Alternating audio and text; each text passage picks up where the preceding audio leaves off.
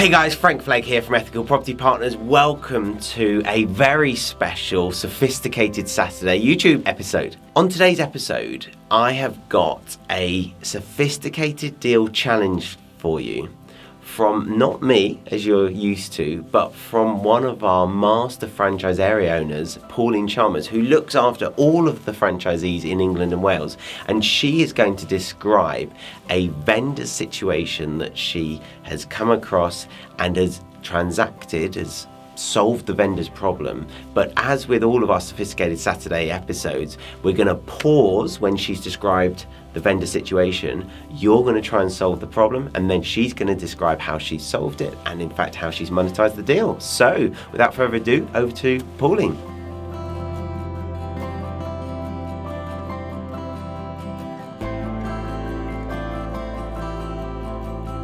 Hello, my name is Paulene Chalmers and I'm the Master Franchise Area Owner for England and Wales for EPP. And I want to share with you the background to one of the deals that I did a couple of years ago.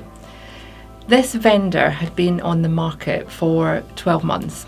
He'd been on the market for 380,000, had dropped the price and had recently received an offer for 330,000, which he declined. This vendor situation was really sad. He was a fireman and he'd been really badly hurt in a fire that he'd then managed to put it out without any of the residents in the home being hurt. He'd inhaled so much smoke and had internal heat damage that he'd been signed off sick from work for more than 12 months and had gone through a number of operations. So he was approaching retirement and now in poor health.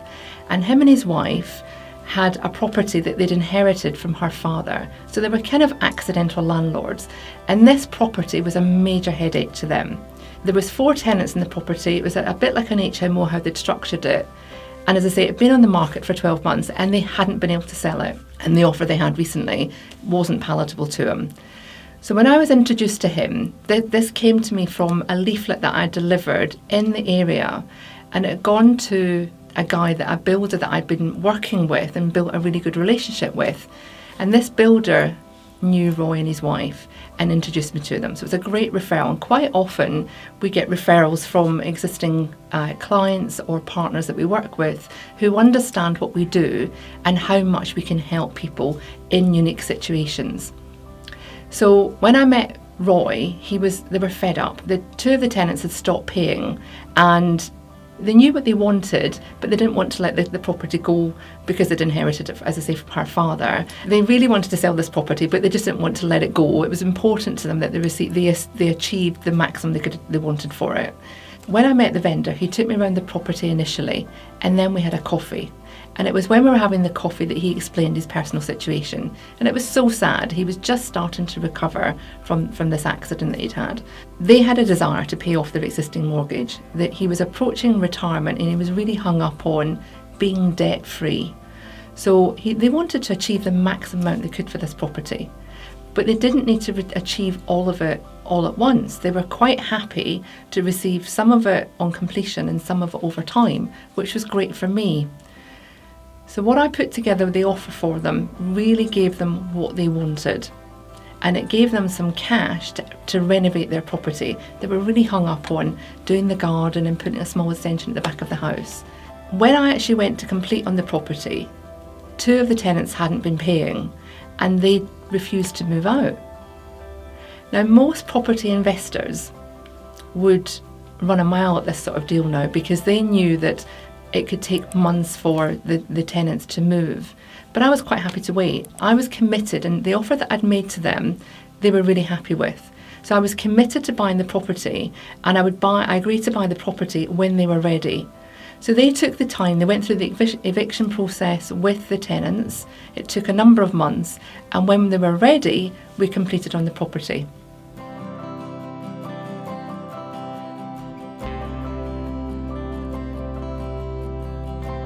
So we're going to pause there, guys. You've heard the vendor's situation. You understand why they're motivated. How would you solve this particular situation. If you were sat in front of this guy and he's told you the story about being a fireman and how he's been injured and why they want to sell, why they've declined the offer at 3:30, what would you actually do? So we're going to pause now, grab a pen and paper, work it out for yourself, because unless you're actually able to work these out, when you're sat in front of a real live vendor, you're going to freeze. You're not going to be able to solve their problem, and you're not going to be able to do these deals. So work it out now, and then we'll pass over to Pauline to tell you how she solved this vendor's problem and monetized the deal.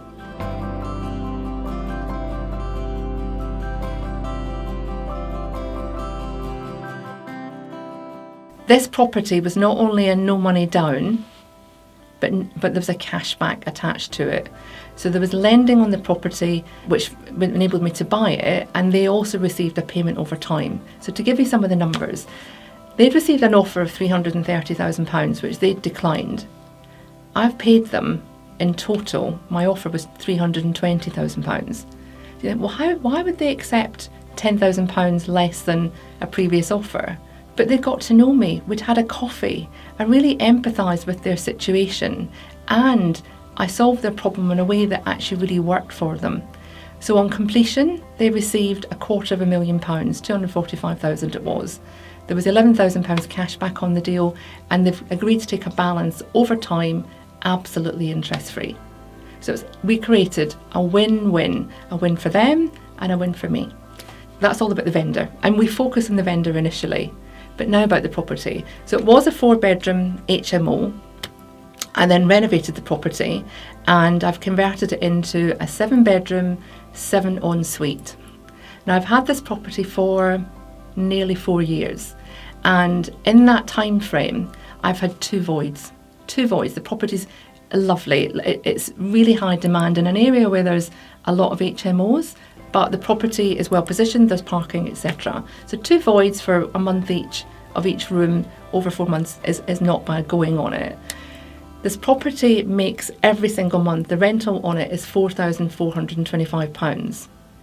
And after paying all costs, the net income, including the payment to the vendor that's paid over time, the net profit on the property is £1,900 a month. There was no money left in this transaction.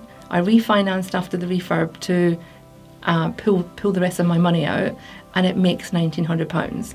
And we created, with the EPP solution, I've got a really happy vendor that I still communicate with. We're friends on Facebook. They've got a really lovely little boy, and I've created a win for myself and a win for them. So I found a lender who was happy to lend me £256,000 on this property, even though the vendor was only receiving £245,000. So the property was worth £320,000. That meant the difference between the 245 and the 256 is £11,000. I received £11,000 cash back on this deal. So just imagine that if you made cash back on deals like this, what that would bring into your business. You don't need lots and lots of capital to keep rinsing and repeating on this, doing lots of them again and again and again.